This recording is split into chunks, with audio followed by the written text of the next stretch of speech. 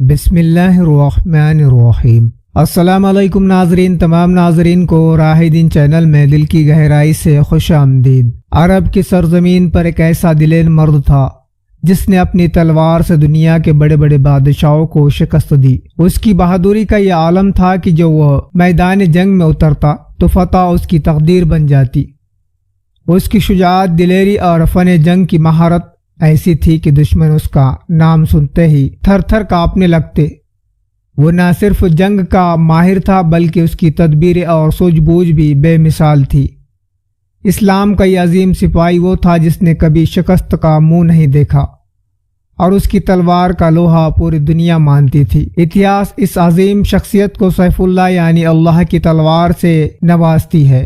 وہ کوئی اور نہیں بلکہ حضرت خالد بن ولید رضی اللہ تعالی عنہ تھے، جن کی بہادری اور فاتح اسلامی تاریخ میں سنہرے حروف سے لکھی گئی ہے۔ حضرت خالد بن ولید بن مغیرہ حضور اقدس جان ایمان صلی اللہ تعالی علیہ وسلم کے سب سے بڑے گستاخ ولید بن مغیرہ کے آپ بیٹے تھے۔ حضرت خالد اشراف و اعیان قریش میں سے تھے۔ زمانہ جہالت میں گھوڑوں کی عنان وہ ان کے ہاتھ میں تھی۔ نو عمر کی زمانے سے ہی وہ شجاع، بہادری جنگجو، ماہر فن جنگ اور تلوار کے دھنی تھے۔ صلح حدیبیہ تک وہ کافروں کے ساتھ رہے اور اسلام کے خلاف لڑتے رہے۔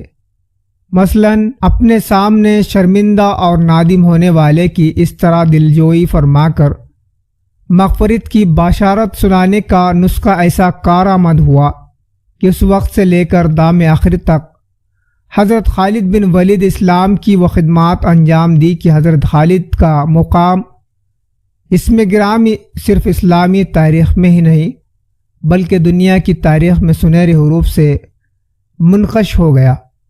حضرت خالد بن ولید رضی اللہ تعالی عنہ نے حضور اقدس رحمت عالم صلی اللہ تعالی علیہ وسلم کے ظہر حیاتی طیبہ میں اور پردہ فرمانے کے بعد بھی دین اسلام کی تائید و تقویت کے لیے مساعی جمیل و عظیمہ انجام دینے میں کسی قسم کی کوتاہی نہیں کی۔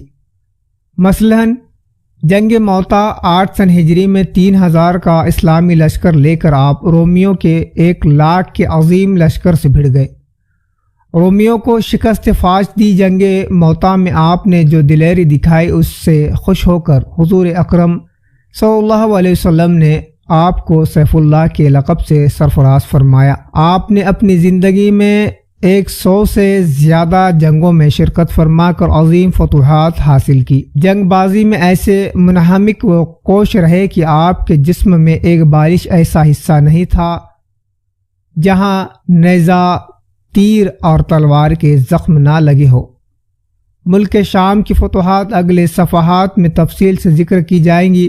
ان فتوحات میں حضرت خالد بن ولید کی شجاعت و دلیری، جوان مردی و بہادری اور فن جنگ کی مہارت کا بیان پڑھ کر قاری کرام واقعی حیرت جدا رہ جائیں گے۔ مدعی نبوت مسلمہ قذاب کے 40,000 جنگجو لشکر کے ساتھ 11 سن ہجری میں جنگ یمامہ ہوئی۔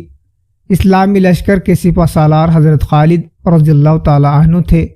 اس جنگ میں مسلمہ مارا گیا۔ مدعی نبوت طلحہ بن خویدین اسدی کی سرقوبی کے لیے امیر المومنین حضرت صدیق اکبر رضی اللہ تعالی عنہ نے حضرت خالد کو اسلامی لشکر کا امیر مقرر کر کے بھیجا تھا۔ بن ابی جہل اپنی جان بچانے کے لیے ساحل علاقے میں چلے گیا۔ حضرت اکرام کی بیوی حضرت ام حاکم بنت حارث اسلام قبول کر کے اپنے شوہر کے لیے حضور اقدس صلی اللہ تعالی علیہ وسلم سے امان حاصل کر کے اس کی جستجو میں نکلی ہوئی تھی۔ جب ام حاکم اپنے شوہر اکرام سے ملی تو اطلاع دی کہ میں نے تیرے لیے رحمت عالم صلی اللہ علیہ وسلم سے امان حاصل کر لی ہے۔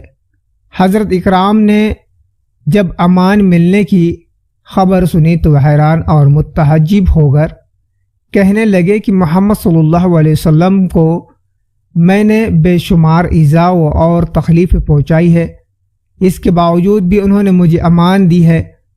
ام حاکم نے کہا کہ یہ حضور اقدس صلی اللہ تعالی علیہ وسلم اتنے زیادہ رحم دل اور کریم ہیں، ان کی جتنی بھی تعریف کی جائے کم ہے۔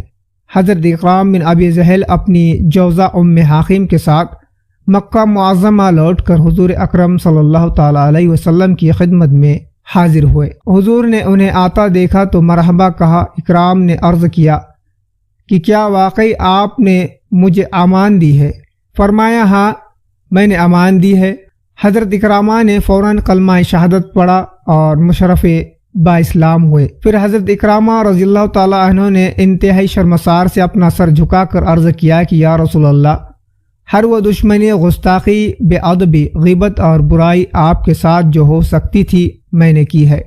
آپ دعا فرمائے کہ حق تعالیٰ مجھے معاف فرمائے اور مجھے بخش دے۔ حضور اقدس رحمت عالم صلی اللہ علیہ وسلم نے دست اقدس اٹھا کر دعا فرمائی اور جو کچھ حضرت اکرامہ نے کیا تھا اس کی معافی و بخشش خدائے تعالیٰ سے مانگی۔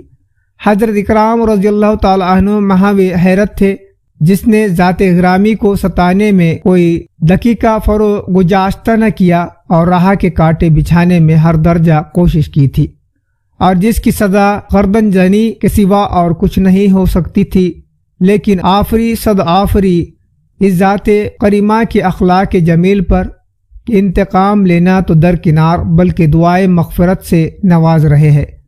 ہاں یہ وہی ہے جو عفو و کرم میں یختہ زمانہ ہے، جو دو سخا میں بے مثال و بے مثال ہے۔ ان کی غلامی سند ہے حیات جاودانی کی، ان کے قدموں پر مٹ جانے میں دائمی بقا ہے۔ اب ان کے قدموں سے ہی لپٹے رہنے میں فلاح و بھلائی ہے۔ ان کے مقدس عشق میں اپنے آپ کو جلا کر راکھ کر دینے سے ماضی کے گناہ جل کر راکھ ہو جائیں گے۔ اب ان سے کبھی بھی دور نہیں ہونا چاہیے۔ تو ناظرین، دین کی بات کو اپنے رشتہ داروں اور دوستوں میں ضرور شیئر کریں اور ہمارے اس ویڈیو کو لائک کریں، اور نئے ہو تو ہمارے چینل پر سبسکرائب ضرور کریں۔ ملتے ایک دوسرے ویڈیو میں، مجھے دیجیے اجازت۔ السلام علیکم، اللہ حافظ۔